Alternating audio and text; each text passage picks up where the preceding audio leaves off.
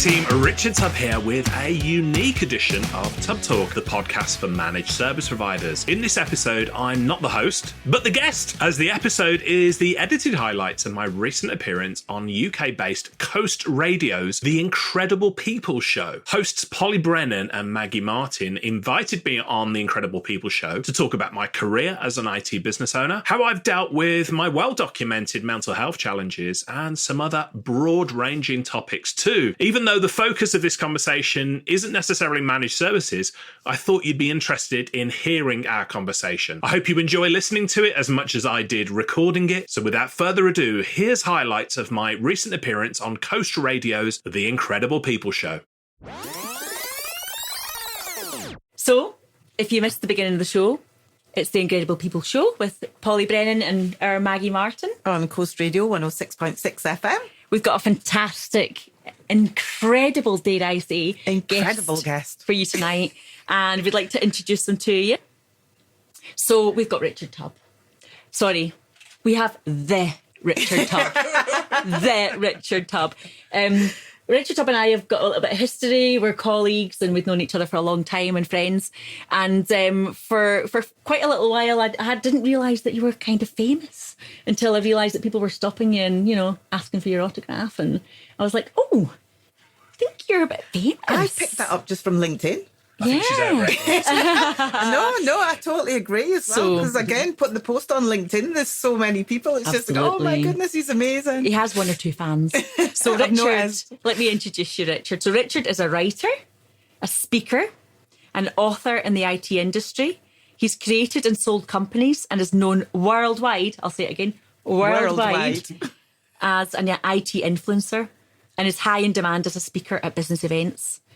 Richard is considered successful by many people, but he has been dealing with clinical depression since childhood and by his own admission can be his own harshest critic.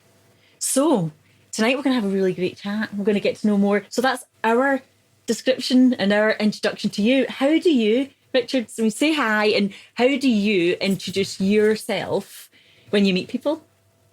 I would, well, being in this part of the world, we're up in the northeast, and as some listeners might be able to pick up, like you, Polly, I'm not from around here. Yeah.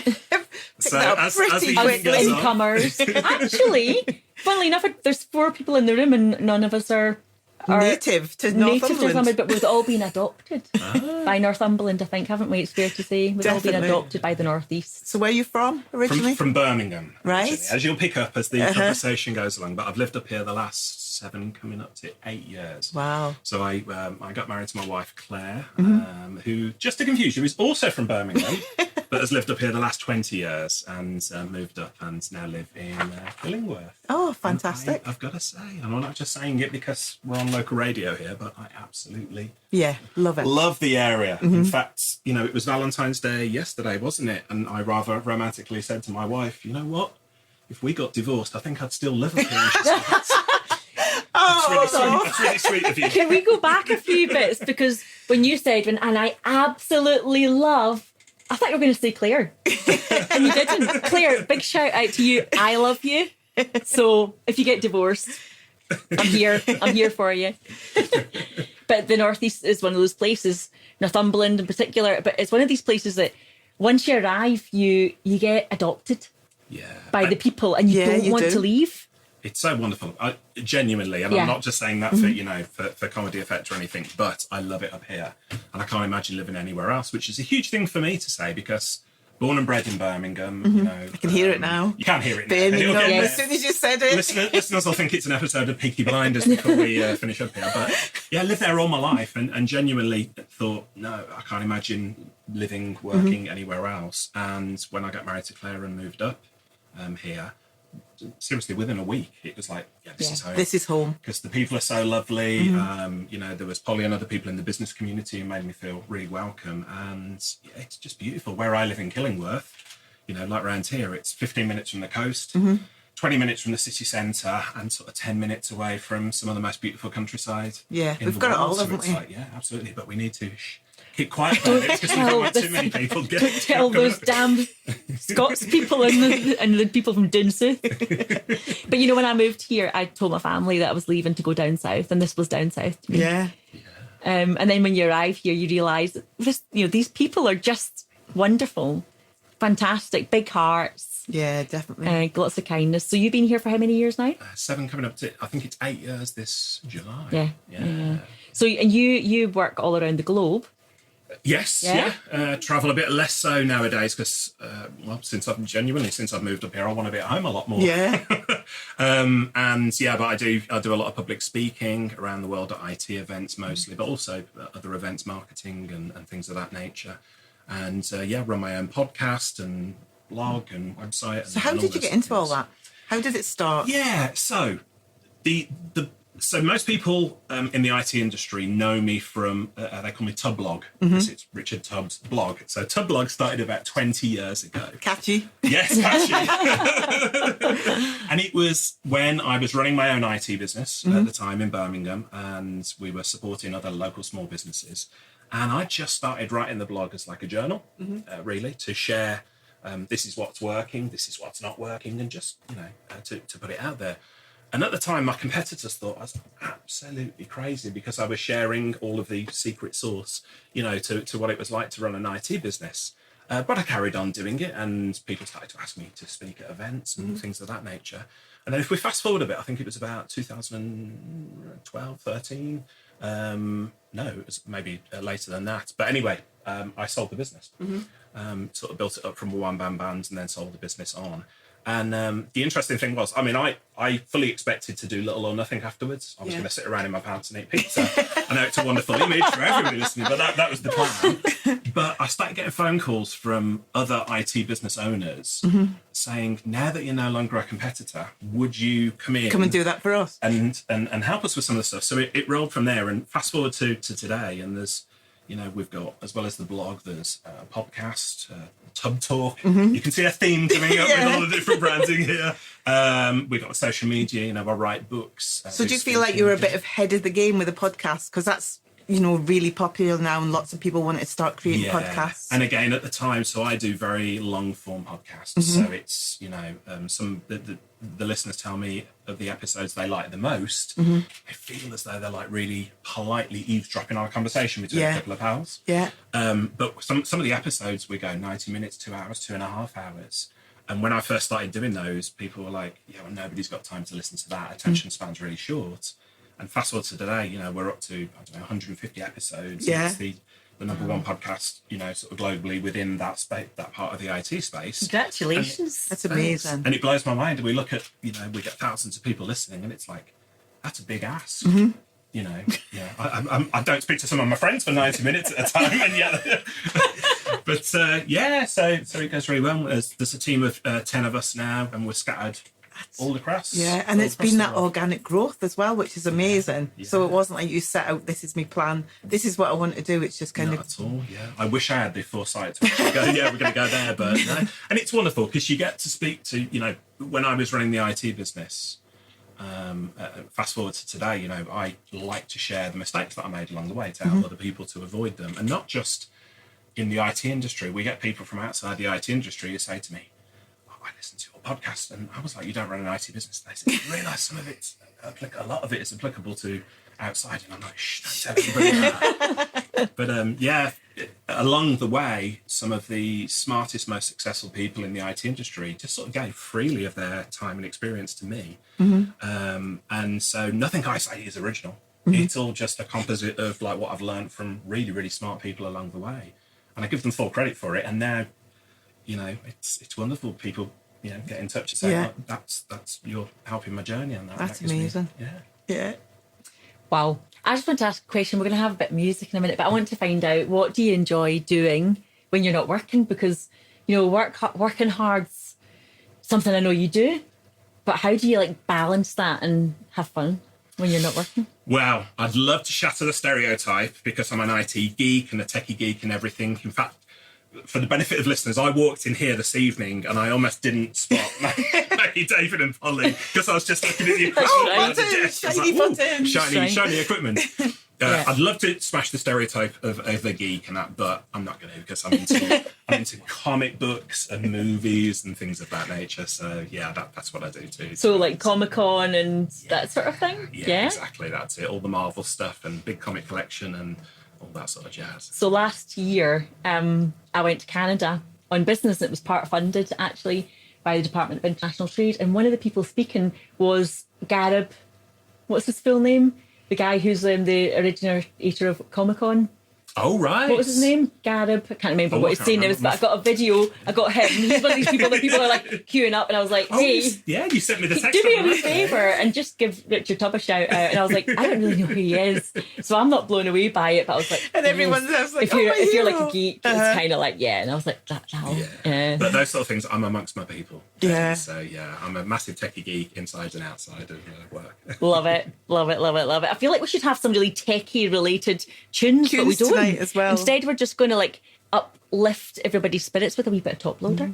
So but what we will do is give the number out, because if anybody's got a question for Richard, if you want to... Absolutely. So if you want to get in touch with Mr. Tubb or Richard, 01670 432 107 if you want to call in. And if you want to text, it's 07858 429 316. We want to hear from you. Questions, as complicated as you can, if possible. I'm not fixing any computers. I don't know what to do. I've lost my password. And that's me on a daily basis, I have to say. Yeah, tell me about it. So we also, if you have a tune you want us to play, just get in touch. We love hearing from you. So we'll see you back soon. We're having fun behind the scenes. Sorry you're missing out on all of that, guys, but it has to be done. So we obviously we've heard a wee bit about where you're from and how you came to the Northeast and how your business evolved and what you do now. But I want to know, as a business owner and someone with your stature and your sort of fan base, if you like, and international travel, how do you take care of yourself? How do you stay resilient? Yeah, well, you alluded to it in the very kind introduction you did, but I am my own harshest critic. And, if we talk about mental health for a moment, so I was diagnosed in my early 20s with clinical depression, which the categorization of it changed. But what it means is that, there can be a chemical imbalance in the brain where you don't get the right chemicals that keep you on an even keel. And so there's, many times throughout my life where, I've just sort of spiraled and got into a situation where I'm just being incredibly harsh to myself. Yeah. Like I would never speak to my friends. Somebody else. How you speak to yourself. Exactly, Maggie, that's it. I never speak to anybody else the way I speak to myself. And, despite that, I would say, I've gone on and done well with business and things, but it does take a heavy toll. I was speaking, I've over the past few years, I think the attitudes towards mental health have changed a little bit. So going back, I would, I was never ashamed of it because it's just a natural thing, but I wouldn't be really open about mental health and the sort of challenges that I went through. But, fast forward to today, and certainly over the past couple of years, I have started speaking more openly on stage about the challenges. And it's really interesting. I was doing a presentation or a session over in Las Vegas last year. And I should say that if that sounds really... As you do. Normally I'm in Warrington or Birmingham or something like that. But anyway, I was in Las Vegas and we were talking about mental health. And I spoke openly about some of the things. And there was people in the room who had known me in the IT industry for 15, 20 years. And they came up to me afterwards. And had no idea. No idea. They said, would never have guessed. And the thing is, you sort of put... a mask on, for want of a better word, not to get too, deep or dark, but there is, the public speaking, and especially during lockdown and that, I was doing lots and lots of online presentations and that, because it pulled IT businesses up and helped people and that. But there was days where I couldn't get out of bed. The depression was that bad. I couldn't get out of bed. I was self-loathing and felt really bad. And then 15 minutes before you got your mask on? I just got up, got in front, brought the energy. It's like, hey, good to see everyone. And then as soon as the camera would go off. So how do you do that? Where does that come from? I think I'm by nature, a sort of a people pleaser as well. I've come to learn about empathy, empathetic and things like that. But I've always been concerned about the people around me, making sure that they're okay in that, which is, a lovely trait, but it's also a double-edged sword because it can mean that I put other people's emotions in front of my own and stuff. So I've had to become very, very aware of that, self-aware over the past few years. But in terms of, resilience, some of the things that I do especially when I'm in that state, my friend Chris Brogan, he's a New York Times bestselling author, and he once said, depression is a liar. And what he means by that is the things that my wife would call it unkind brain, things that your unkind brain says to you when you're in those situations are typically not true. They're not true. Yeah, and that's the thing. So some of the techniques that I use now is, I'm really fortunate to get a lot of lovely feedback from people. But rather than just when people drop an email or at a conference, or I've had handwritten letters and things, instead of just going, oh shucks, that's fine, it's just what I do. First of all, I say thank you to them, because it's really important to actually acknowledge, because somebody's gone out of their way, to say thank you to you, and it diminishes their vulnerability if you just go, oh, it was nothing. Yeah. So that's the first thing I do. But the second thing that I do is I actually record it. So I've got a folder, and I print the lovely emails out, and I keep the letters, and I put them in little plastic wallets, and I put it there. That's amazing. And when my brain, unkind brain, is saying, Richard, you're worthless, and Richard, you're a burden to others, and all of these untrue things, it's like if I was in front of a jury of peers, they would say, well, that's not true. So that folder then becomes the jury of my peers that says, I know you're saying this, but it really isn't true, because here's all the evidence. And I'm a rational guy, I'm a techie. Terrible. So it's like one of those things just to remind you. And, when things get really dark, it's a case of just saying to yourself, just hold on. This is going to pass. It's just a feeling. Yeah. And it's not true. Yeah. It's not true. And, I feel for the people around me, I've got to say, that people are really close to me, because I can be, and I've got a lot better over the past sort of 12, 18 months, but I can be in a situation where I'm feeling suicidal, and I go to bed and I sort of sleep it off. Yeah. And then I'll wake up in the afternoon, probably about 4 o'clock or whatever, and I'll be like, right, Richard, that's enough of that. Yeah. And I'll get up and I'll start cracking on. And the people around me are like, they're still kind of reeling from how you were. Exactly. And I'm aware of it. And, but it's just the way that it goes. Yeah. And, my wife says to me, you're a functional depressive at times. We laugh about it, but it's true, because, I've done all these things with that, except I never want it to be a label. Yeah, I never want to say, I've got asthma, but I never go, oh, I couldn't run, or I couldn't do that because I've got asthma. You just don't. It might make it a bit more difficult, but you get on and you can do it anyway. And I think the big thing for me nowadays is, as you sort of kindly said, people in the IT industry and that, they see me as, oh, you've been around for a long time and you're successful and all these sort of things. I want to put it out there. It's like, that's not the full story. The stuff that goes on behind the scenes, but I don't do it to say, hey, look at me, I've overcome. It's an inspirational story. It's just to let other people know. Yeah. And especially in the IT industry, which is, mostly male dominated, to be fair, not entirely, but there's lots of blokes there. And when I've spoken at a conference and talked like the way we're talking now about things, and I've had chaps come up to me afterwards and say, I thought I was the only one. Yeah. And I think it's that thing when you share your story, it gives somebody, the permission to share theirs. Or, it's common humanity, isn't it? When we hear something and we realise that other people experience something that we can identify with, it really helps us to feel like we're not alone.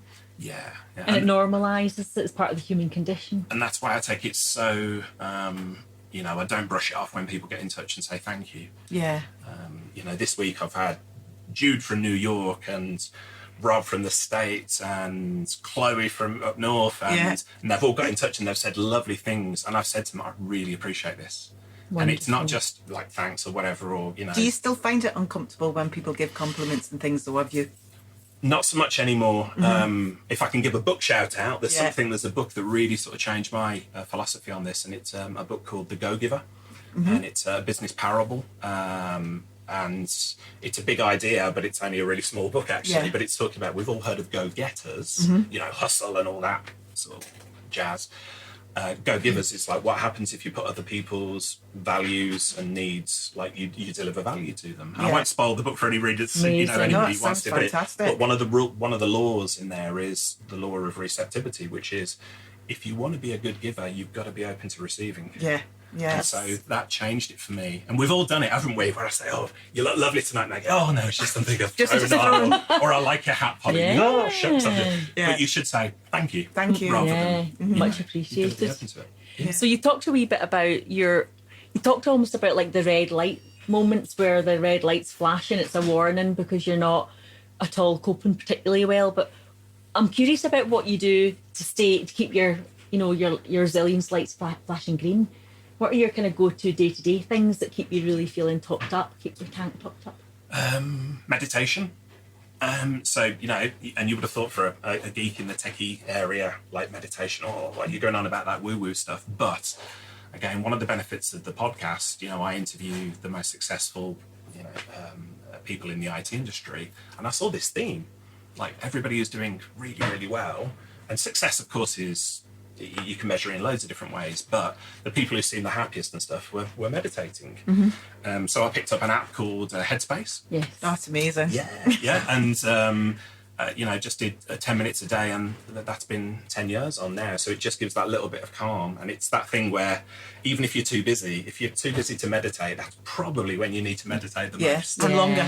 And I think again, a little bit like mental health. Over the past few years, it's become much more open and acceptable to talk about. Well, meditation is one of those things that it's no longer like just yogis sitting there going hom. Like, loads of people, movie people and sports stars and all sorts meditate and that. So that's one of the things that I do. That's lovely. You mentioned that. Anybody who's interested in trying meditation, if you've got Netflix, you can go on Netflix and look up the Headspace, do lovely meditation apps. There's a whole any number of different meditations dedicated to gratitude, compassion, any number. There's a whole library in there. And there's also lots of apps you can get on your phone for meditation. So there's any number of different ways to do that, isn't there? Yeah. What else would you say you talked about? A big one for me is journaling. And again, it sounds like, journaling something a teenage girl would do, like write down, the secret diary. Absolutely not. So, give a glance into what my journaling looks like. Every morning when I wake up, I get set for the day and I write down first of all, I write down 3 things I'm grateful for. And I'm not, it's easy to be repetitive and go, the food in front of me and things like that. Of course, we're grateful for them, but I look for a unique thing every day. And the interesting thing is, the more you do it, the more things that you see. So then it reaches a point where 3 things is not enough. I'm just talking in a 24-hour basis. It might be like lovely emails you've got, or a compliment somebody's paid, or a win you've had at business, or a lovely meal you've had, or so 3 things. I write down 3 things I'm grateful for. Then I write down 3 things that would make the day amazing for me. So mini goals. So I say, if I did this, that and the other. Now the interesting thing about that is it keeps you motivated, but even if I'm having a day where the black dog is in residence, I'm not feeling so great, writing down 3 small things can give you something really to strike for. So I do that, and then I tend to write down something not really inspirational, but something, a motivational thing for myself. So I'll remind myself, I'll say, you are a kind person, or you're generous, or whatever it is, just to remind myself, because we do hear what we say about ourselves. And I'm, growing up in a working class background of things, it's really easy to lean on being self-depreciating, to call yourself names or whatever, to get a laugh from other people. So that's the opposite. So I do that. And then as the day goes on, it's a good reminder. If I lose track or get overwhelmed, to go back, well, what did I want to achieve for today? Then at the end of the day, I write down 3 amazing things that happened. And again, so I'll give you an insight into this because it happened this week. We've all had days, haven't we, where you might have had a really good day, and then just before you're about to leave work or something, somebody will say something, or you'll get a nasty email from somebody, or somebody will cut you up, and all you can remember is that bad thing. And so writing down those 3 things at the end of the day really forces your mind to go, that one bad thing wasn't the day. what else happened today? So I write them down, and again, often 3 things is not enough. There's loads of stuff going on. Oh, and the other thing that I've included in the journal over the past few years to sort of cultivate the habit is what did you do? What good deed did you do today? Yeah. And it can be, you paid somebody a compliment, or you've done somebody a favour or something. I mean, I was just saying, just before we came on air, I went for a walk around the station. I was picking up litter. I know. And the people in Northumbria must think I'm absolutely crazy. I was going around picking up there should be more people in Northumberland doing that, But it's as simple as that. It's like, okay, if I did nothing else today, I picked up the litter and made it a little bit better and recycled or whatever it might be. And then you wash and repeat the following day. And before you know, I've got a journal. Now, I never look at those journals anymore, for the most part, but who knows when I need to, maybe it's there or, Wonderful. Really simple stuff, but really, really effective. Lovely. Thank you. I think we're going to have some tracks. We'll have an advert, we'll have a tune, and then we'll come back.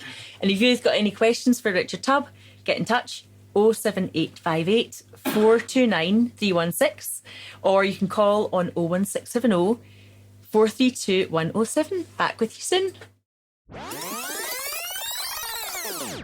We're still here. The incredible people, as in Richard Tubb, of course, being interviewed by me and Maggie Martin tonight. So we've been talking about lots of stuff. I have a really important question for you from one of your biggest fans. So David Miller has sent a message in, and the question is this: which would you choose? A pot noodle Bombay bad boy with the Hulk, or B, a Greg's pasty vegetable with Carol Danvers? That's a really important question. I think I'd spend the time with Carol Danvers, even if there's no Greg's involved, to be honest. So, Was that the answer you expected, David Miller? I'm guessing it was. Thank you for that all-important question. And we want to give a big shout-out and a get well soon to Clary from the Drive Time Show, who's been poorly. Yeah, she's been poorly this week. So and missed. Feeling better. Hope you're feeling better. And we can't wait to hear you and see you soon. Some more questions. We've been talking about your business success and travel, depression, and your, the courage to talk about that quite openly and knowing that can impact other people for the better. And we've been asking you about your go-to strategies for dealing with the tough times, but also what keeps you, what's your maintenance stuff? What keeps you feeling like really, really good? So it was great hearing about journaling. You talked in a lot of detail about journaling, and you talked about compliments and remembering all the awesome things people have said, really keeping a hold of evidence to challenge you when that part of your brain, is telling you something different. So it's all really super valuable stuff. I think we could probably have you here for hours and hours and hours. I have so many questions for you. But I want to ask you this. What would you say is your superpower? We've been talking about like geek stuff and comic stuff, but what's your superpower? Great question. So we did a team building exercise recently with the team, and I said my team are scattered all across the world, in different parts of the world and everything, so lots of different cultures and that. And we asked, what's your superpower? And it was interesting for people not wanting to speak up and not wanting to sort of blow their own trumpet. And it was most interesting to me as a Brit, especially as an Englishman, because we're renowned, aren't we, for like, oh yeah, you don't talk about what you're good at. But apparently that's like something that is worldwide over, so it's not just a British thing. But I gave some thought to it, and I think for me it would be seeing in other people the potential that they don't see in themselves. Yeah. So I brought a number of people into the team, and I've mentored people and things like that, and they just didn't understand where it was going, why I wanted to bring them into my team, those type of things, and then they develop over time. And of course, eventually you get to a stage where you can't even remember that you didn't know that you were ever going to sort of make it at that point. So I would have said my superpower from that perspective is, I'm blessed to be able to see in other people what they don't see in themselves, and sort of encourage them, to develop those skills. So, and that to me is like the definition of strong leadership, is to see the potential of people in people, and then to help develop that and encourage. I think that's phenomenal, really lovely. And it's not easy to talk about your superpower, is it? Because, as you say, we don't do the whole trumpet blowing stuff. We're just like, So, yeah. And, I think you're an inspiration to lots of people, both because of your business success and because of your openness about your well-being. Who inspires you? Lots of people. The reason I pause there is not because there's a lack of inspiration. It's because there's so much inspiration. Generally. There's a number of authors. I've already mentioned Bob Berg. I mentioned the author Chris Brogan, who is also outspoken about his depression. And I've been lucky enough to become like friends with those people and connect with them. So there's lots of very high profile people that have put their stories out there, and I think have been super brave in doing that. Yeah. But sort of closer to home, I genuinely get inspired by anybody who gets up on stage and talks. And honestly, I've I've done some terrible presentations, I've done some decent ones and some in between and that. But I always say when I'm watching other people, whether they're good, bad or indifferent, like it takes a lot of courage to get up on a stage in front of people and talk about things. But just parallel to that, it's that anybody who puts content out there, who generates that sort of content, I'm talking about podcasts, videos, who writes books, I'm inspired by you two, doing the work that you do here. And I'm not just saying that because you're here, but genuine, you're putting out into the world a lot of positivity. And it takes a lot of guts to sit down and to do it That's lovely. Thank you. Thank you for the compliment. Much appreciated. Yeah. But part of the inspiration for me as well is not just doing it. It's brave enough to do it once. And I've got a lot of admiration for people who do that. But the people who bring it week in, week out, day in and day out, again and again and again.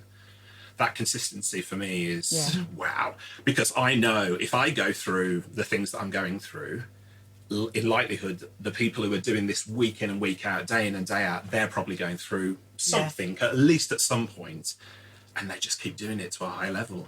And it's like, for me, that's really inspiring.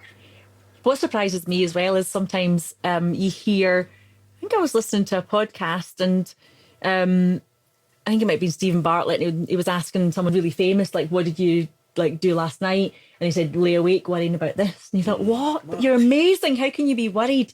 And I think people assume that if you're really good at what you do, they assume you know it. And they also assume that it's easy.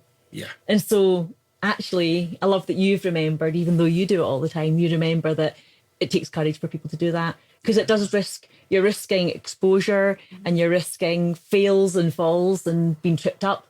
Yeah. And it's not about being perfect. I really admire people who, they'll fall down and they'll dust themselves back down, get back up and do it again. Yeah. There's an interesting side effect as well to putting yourself out there and putting your thoughts or, whatever out there, because sometimes it comes back to you. So I'll share a story. When I first moved up to the Northeast, a lady who's gone on to become a good friend and a colleague of mine, you know her as well, Gudrun. She lives over in France now, but she's originally from the Northeast. And I'm one of those people, when I walk into a business networking event or a room full of people, even though, I'm an extrovert, I find it terrifying. Walking into a room full of people and making small talk and, trying to be brave and all that sort of stuff. But the very first time I went to a business networking event in Newcastle, I walked into the room and I froze a little bit. I was like, I'm not sure I want to be here. And Gudrun caught my eye and she called me across, and then she was like, oh, great to see you. Let me introduce you to so-and-so and let me introduce you. And after about half an hour, I was like, I'm, more relaxed and getting on. And a little bit later, I said to Gudrun, I was like, oh, really good at networking. I was like, where did you learn that? And she said, oh, I read your blogs. I love it. As I was starting out, I used to write, oh, it's terrifying walking into a room. Yeah. And I'd forgotten all those things that I'd shared and put out into the world. And then somebody else had read them. And then it came back to me. And I say that because I think it's really funny. So somebody got the benefit of it.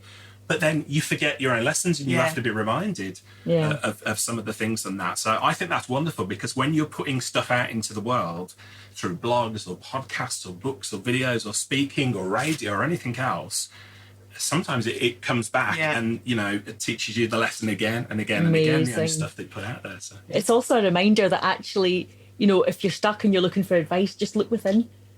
Because you have the answers. And sometimes it's easier to find the answers when it's for someone else. Yes.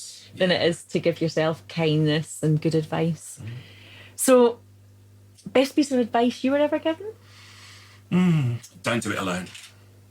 You can take that any number of ways, including I knew Polly was going to go the carry-on route with that one. Wouldn't be Polly if she didn't with it. Sorry. My mind. I'll talk to you, Maggie, about this one instead. But yeah, no, all joking aside, it's that thing that you've got to struggle and persevere on your own. And in my experience, that is absolutely not the case. Yeah. Things are tough enough as it is, but whichever industry you're in business, or whatever walk of life you're in, surround yourself with good people. Seek out good people, because they'll top you up with energy and things, and they'll remind you of your value as well. And again, going back to something I said earlier about I've been inspired and taught by some of the smartest people, most successful people in the IT industry. There's a feeling that it's like, oh, if somebody's at that level, I could never talk to them, I'm too lowly or whatever. My experience has been totally the opposite.